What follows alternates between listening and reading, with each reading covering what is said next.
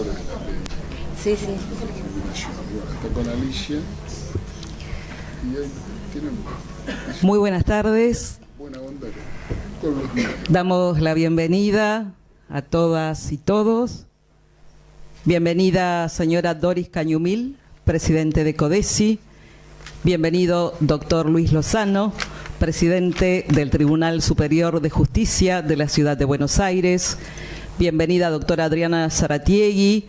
Ella es vocal del Superior Tribunal de Justicia de nuestra provincia y titular de la Oficina de Género. Bienvenidos todas y todas. Una alegría para nosotros que nos acompañen en esta tarde y nos honra contar con la presencia de la antropóloga Amaranta Gómez Regalado. Bienvenida, Amaranta, y bienvenido, doctor Emilio Litardo, que será nuestro primer disertante. Esta actividad que comenzamos ahora y que compartiremos durante esta tarde se enmarca en el proyecto Acceso a la Justicia desde la perspectiva de género en el marco del Seminario Internacional sobre Justicia de Género para una Ciudad Global, Desafíos, Tensiones y Perspectivas. Ya se ha desarrollado en Buenos Aires. Aquí, en San Carlos de Bariloche, les cuento que está coorganizado por la Oficina de Género, por la Escuela de Capacitación Judicial de nuestro Poder Judicial y por el Consejo de Desarrollo de Comunidades Indígenas, CODESI. Comprende para esta tarde las dos conferencias, la de Amaranta Gómez Regalado, que será el cierre, nuestro cierre de hoy, y la del doctor Emiliano Litardo. En el medio va a haber un break. Y mañana, viernes, va a haber también una jornada de trabajo interno, en este caso, en la comunidad Huiritray, con integrantes de organismos del pueblo mapuche, tehuelche, designados por el CODESI. Les cuento también que va a haber después una rueda de preguntas, una vez que culminen las disertaciones. Así que bienvenidos nuevamente, muchas gracias. Yo los voy a dejar en la presencia y la palabra de quienes están encabezando este acto y que nos honran con su presencia. Y en primer lugar le voy a dar la palabra a la señora Doris Cañumil.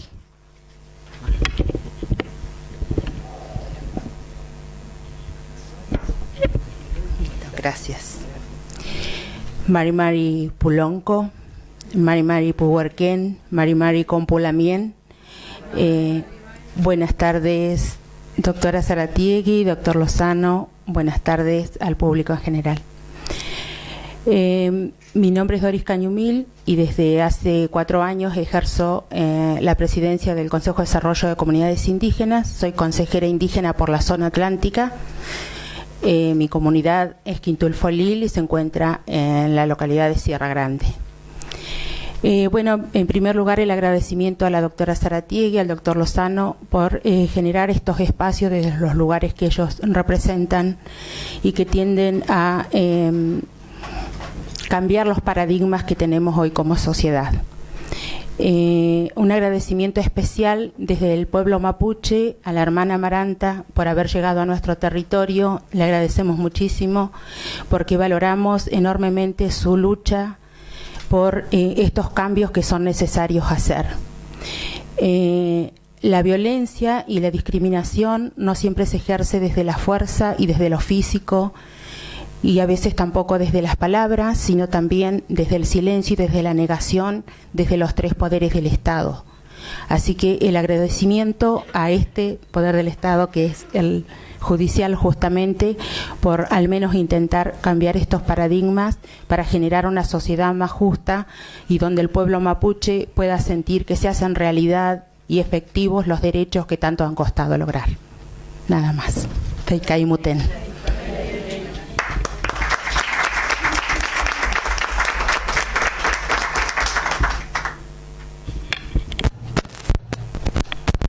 Toca. Bueno, muchas gracias. Tengan todas y todas muy buenas tardes.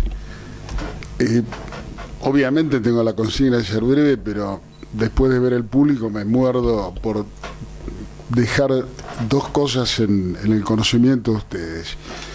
La primera de ellas, y es una rendición de cuentas en algún sentido, esto arrancó con un proyecto de la doctora Alicia Ruiz, que es una colega mía en el Tribunal Superior de la Ciudad de Buenos Aires. Su equipo, digamos, como decimos coloquialmente, la bancó. De hecho, el doctor Litardo es uno de los miembros del equipo, es decir, es una persona que aporta ideas a los productos de nuestro tribunal. Lo cierto es que gracias a que nosotros tenemos una relación con todas las provincias argentinas y que hay nuevamente coloquialismo, muy buena onda con los tribunales de todas las provincias, y gracias especialmente a la sensibilidad, yo creo que en este caso diría la sensibilidad social y humana de la doctora Zaratiegui, a quien me honra conocer desde antes de que estuviera en el Tribunal Superior, pudimos hacer estas jornadas donde me siento que realmente vengo a aprovechar más de lo que vengo a dar. La segunda cosa que les quería decir es que esto también se inscribe en una filosofía que entiendo que es la misma que de muchas provincias, si no de casi todas o todas, que es que los jueces tenemos que brindar acceso a la justicia, es nuestro deber, pero no solamente a los que vienen a pedirla, sino que también tenemos que tener algún grado de actitud más de invitar a que vengan a enseñarnos acerca de los problemas. Y en esto se inscribe un poco el tema de los paneles. Nosotros no estamos tratando de enseñar ni de convencer a nadie de nada, sino que estamos tratando más bien de enriquecernos nosotros mismos y todos los concurrentes. Y creo que puedo decir, y acá tengo una testigo muy calificada porque participó de las reuniones en Buenos Aires, que este propósito se ha logrado sensibilizando a un auditorio que es sumamente importante. Ustedes podrán preguntarse qué tiene que ver los problemas de género, sí, pero de comunidades nativas con la ciudad de Buenos Aires, pero hay que tener cuidado con eso, porque nosotros tenemos muchas personas que migran internamente y a las que muchas veces comprendemos poco porque, claro, pasan a ser minorías dentro de una ciudad enormemente poblada. Muchísimas gracias por tenerme acá.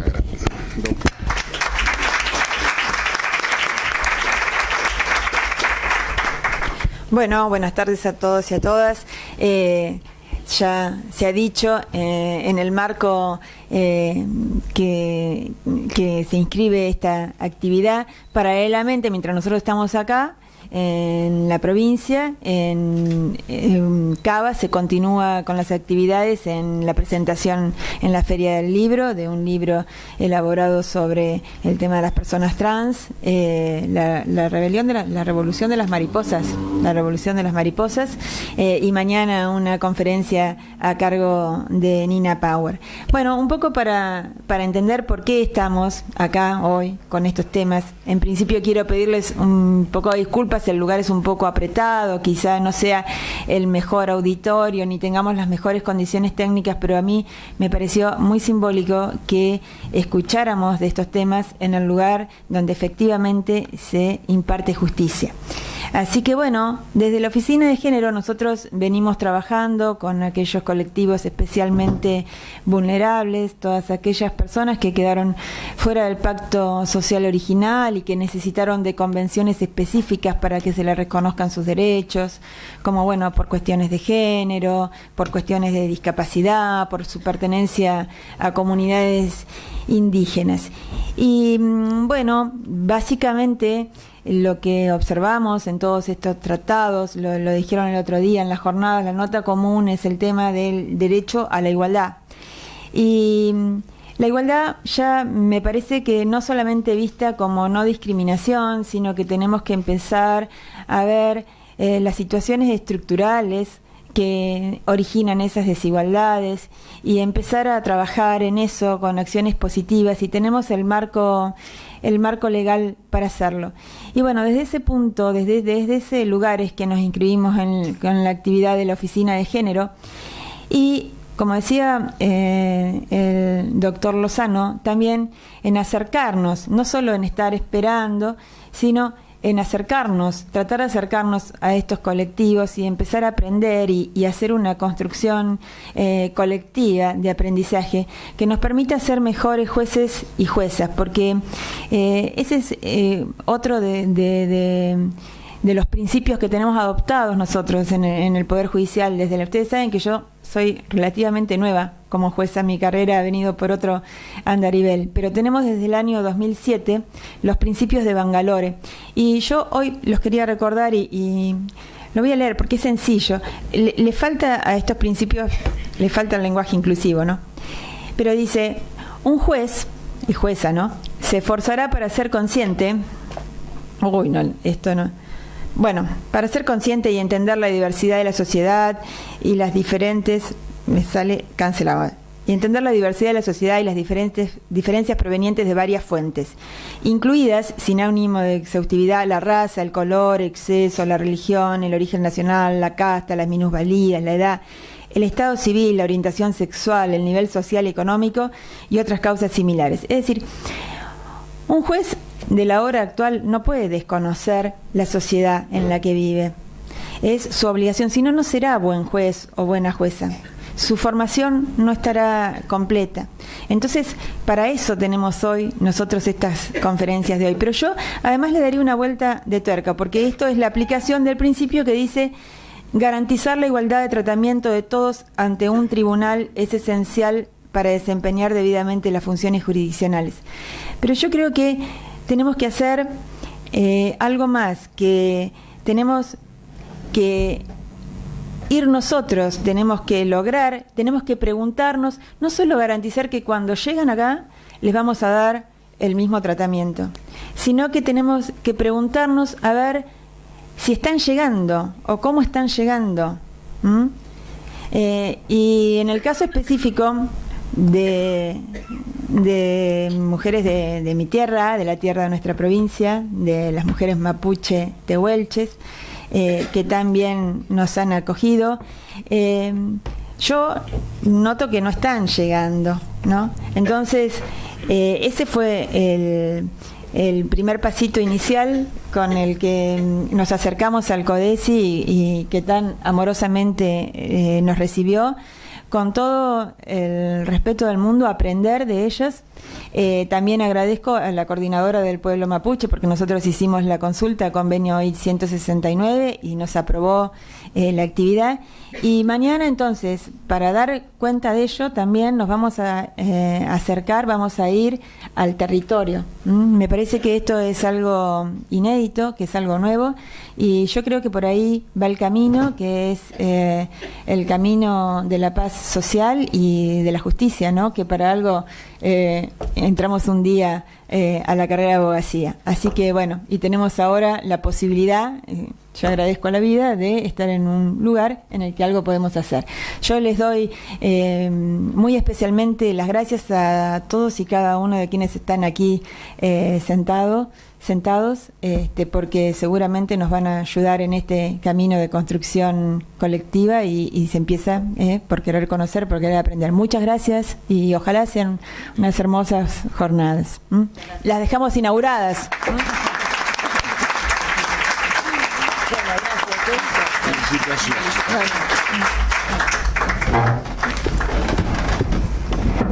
Muchas gracias, señora Doris Cañumil, doctor Luis Lozano, doctora Adriana Zaratiegui. Vamos a comenzar con la primera de las disertaciones.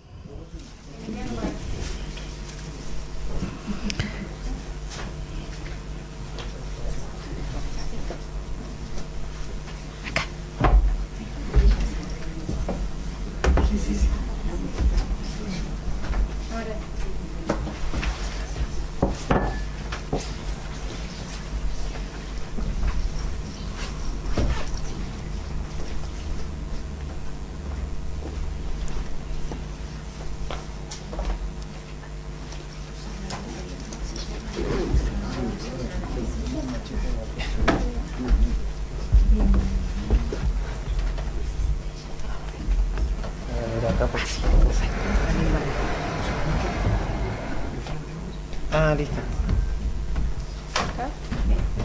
Muy bien, mientras se prepara, yo lo voy a presentar a este joven abogado que se llama Emiliano Litardo.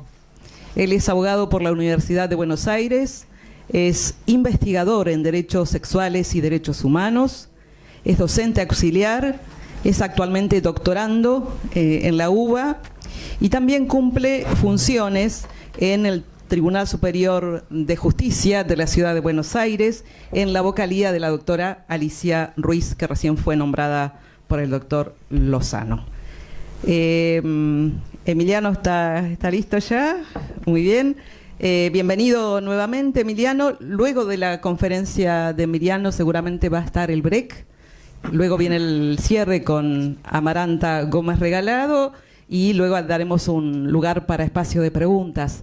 Vayan anotando las preguntas que van surgiendo porque, bueno, al final uno se olvida y seguramente todas son interesantes y ricas para todos quienes estamos participando. Adelante, doctor Litardo, la palabra es suya. Bueno, buenas tardes. Debo confesar, estoy entre nervioso y al mismo tiempo emocionado. Para mí es un honor estar acá por dos motivos. Un motivo, pues, soy de Chipoleti, nacido y criado en Chipoleti. Por circunstancias económicas tuve que emigrar con mi familia en el 99 a Buenos Aires. No estaba planeado eso. Como no estaba planeado mi participación y mi involucramiento en el activismo o en la militancia de la diversidad sexual. Además de ser militante en el campo de los derechos sexuales, soy homosexual. Digo, y esto lo reivindico porque ser homosexual en una provincia es distinto y al mismo tiempo es complicado. Y el empoderamiento que provino de los movimientos feministas y el empoderamiento que provino también de los grupos de intercambio a uno lo hacen crecer y fortalecer su identidad, construir una ideología de género que hoy por hoy está siendo siempre vapuleada por los grupos más conservadores y reaccionarios. Pero bueno, hay que reivindicar la lucha feminista, hay que reivindicar las luchas de los movimientos de diversidad sexual. Y el segundo motivo por el cual estoy emocionado, porque yo vine con Loana Berkins, una activista travesti, militante por los derechos sexuales y los derechos humanos, específicamente del colectivo travesti trans, reconocida a nivel internacional y reconocida a nivel local. Vine en abril del 2012, a 2 semanas antes de que el Senado tratara el proyecto unificado de la Ley de Identidad de Género, en unas jornadas en la cual nos movimos por Neuquén y por Roca, o Fisquemenuco. Y eso me emociona porque hoy vuelo varios años que no venía a Río Negro, y no está ella falleció el año pasado, y es una pérdida muy, muy grande, digamos. Así que bueno, eso en primer lugar para liberar un poco. Y como decía el doctor Lozano, yo tampoco vengo a enseñar, vengo a contar una experiencia que me involucró en lo personal, pero también fue una experiencia que se construyó colectivamente, ¿no? Y cómo es esta experiencia de haber logrado, gestado, como bien decía Loana, haber gestado una ley nacional de reconocimiento del derecho a la identidad de género, que es vanguardia a nivel internacional, es una ley revolucionaria. Y es revolucionaria, y voy a empezar desde el final, digamos, para empezar a trabajar en una suerte de genealogía, ¿no? Pero es revolucionaria básicamente porque lo que plantea es un poco como dice acá.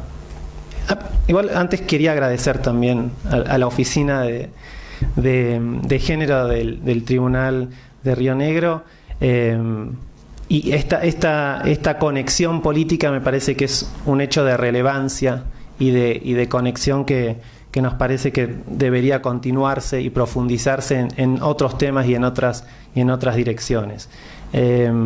Y eso, mi agradecimiento, me había olvidado la formalidad. Pero como dice acá el cartel, cuando se trata de género, se trata de todos. Y lo primero que uno plantea cuando habla de la ley de identidad de género es que todos y todas tenemos una identidad de género, ¿no? Porque se suele pensar casi como una cuestión de marginalización que las identidades de género solo la tienen las personas travestis trans, ¿no? Y el resto, aquellos cuerpos que somos privilegiados porque no tenemos ninguna confrontación política con el sexo asignado al nacer o aquel que fue inscripto cuando nacimos, y que en algún punto hemos pasado con éxito los protocolos de asignación de sexo que se siguen aplicando en Occidente desde la década de los 40, y a los cuales me voy a referir anterior, que no es más que un esquema normativo y de normalización de nuestras corporalidades. Con lo cual, si bien esta ley de identidad de género es una ley que contribuye al fortalecimiento de los derechos humanos, específicamente del colectivo travesti trans, es una ley que nos involucra y nos interpela y nos debe interpelar a todos. Básicamente porque implica una nueva dimensión de lo que se entiende por nuestra identidad de género. Ya nuestro género no está atado al sexo biológico. La concepción de varón o mujer dentro de ese dimorfismo o de esa diferencia sexual ya no está anclada en un factor biológico ni en un factor anatómico. Es decir, no está atada a ningún esencialismo fundante, sino que está construido a partir, digamos, en este caso con la ley de identidad de género, a partir de la autonomía decisional de cada una de las personas. Y yo me acuerdo con Loana, nos hicimos varias preguntas, y ella me hizo una pregunta, o alguien, y una vez en un espacio que habíamos conformado, llamado el Frente Nacional por la Ley de Identidad de Género, que ahora me voy a referir, pero hicimos la pregunta de ¿para qué una ley de identidad de género? Y una ley de identidad de género en este sentido: primero, para terminar con el flagelo de las violaciones sistemáticas a los derechos humanos del colectivo de personas travesti trans, pero también para terminar con el flagelo de las violaciones sistemáticas hacia aquellas personas que encarnan una identidad de género que no se consustancia o no se correlaciona con el mandato normativo de género. Y esto no es un detalle menor, digamos. Cuando hablamos de género, no estamos hablando solamente de la construcción cultural de nuestro sexo. El género es más que eso. Es un ideal regulatorio, es un patrón normativo. Y ese patrón normativo, yo intento no querer hacer demasiado, digamos, esos vicios de académico, pero construir un patrón normativo en función de una variable supone que hay cuerpos que importan más que otros.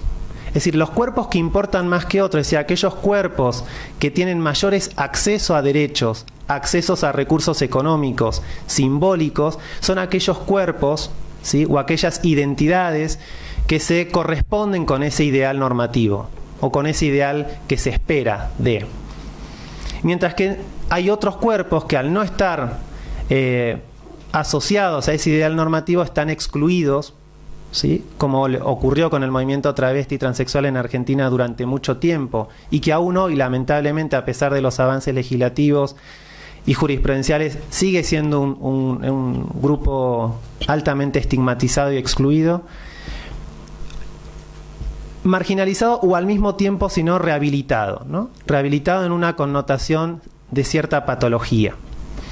Entonces, la primera interpelación que a mí me interesa trabajar es esta idea de que todos tenemos una identidad de género y que todos tenemos que asumir nuestros privilegios de no estar confrontando con este ideal normativo de género. Y en algún punto asumir la responsabilidad que eso significa para el colectivo de aquellas personas que expresan una identidad de género que el Estado no le reconoce o no le reconocía hasta el año 2012. Ahí.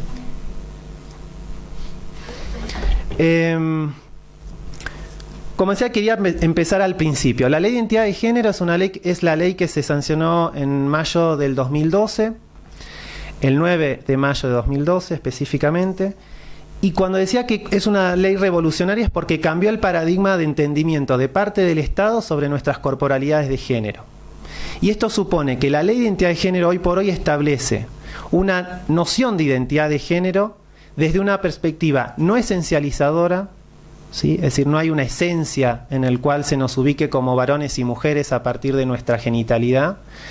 Y es una ley que permite la construcción de ese género a partir de la voluntad de la persona. Y el Estado tiene la obligación de ese reconocimiento.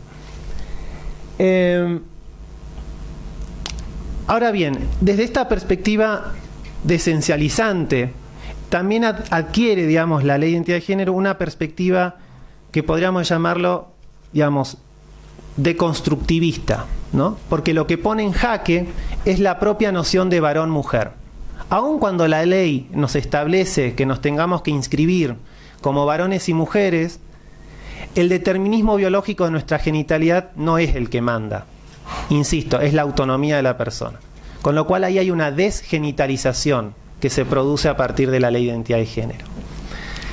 Y esto a mí me interesa focalizar antes de explicar la ley, porque una vez alguien, cuando se sancionó la ley, un compañero me dijo, es una ley corta porque tiene 14 artículos, el último es de forma, pero en rigor tiene 13. De esos 13, los más importantes, a mi perspectiva, es el primer artículo y el segundo. Y dijo, es una ley chiquita pero potente. Potente justamente porque lo que hace es este cambio paradigmático, ¿no? Y potente además porque incorpora algo que quizás no es muy común, que es las teorías feministas críticas. Es decir, aquello que uno lee y estudia desde el feminismo crítico, o como a mí me gusta pensarlo, desde una perspectiva transfeminista, ¿sí? Ahora, si quieren, eso podemos charlarlo más en profundidad, pero desde esa perspectiva supone hacerse cargo de esa teoría para llevar de esa teoría a una práctica concreta. Y en este caso se sancionó, digamos, en este caso era una ley concreta. Y en este sentido me interesaría, como en estos dibujos o en estas metáforas ilustradas, un poco me gustaría volver sobre la genealogía del género, porque me parece que ahí anida la tensión o el conflicto político que durante muchos años en Argentina se prohibió, en algún punto no legal claramente, pero sí simbólicamente, el reconocimiento de la identidad de género de las personas que expresaban un género distinto al sexo asignado al nacer o inscripto en los registros. Cuando hablamos de género, no podemos no pensar en la identidad de género, ¿sí? No es que uno podría plantear la cuestión de la identidad por un lado y el género por el otro.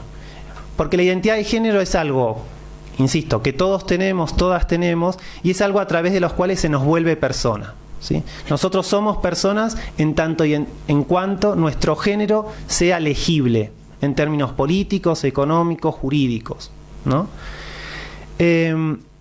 Y esta fue una batalla que no la libró solo el movimiento travesti trans, sino que la libró la lucha de las mujeres, ¿sí? Y la construcción de la noción de identidad de género proviene justamente de las bases de las luchas de las mujeres. Tal es así que uno podría pensar que la emancipación de las mujeres, o para la emancipación de las mujeres, las feministas entendieron que era necesario separar dos conceptos en un primer momento, en un primer estadio: el sexo por un lado y el género por el otro, ¿no? Durante mucho tiempo la noción de género se asoció con la cuestión de las mujeres, hasta que las lesbianas feministas, hasta que el grupo de mujeres negras y luego posteriormente los movimientos de diversidad sexual, puntualmente los movimientos travestis trans, los estudios queer, hicieron críticas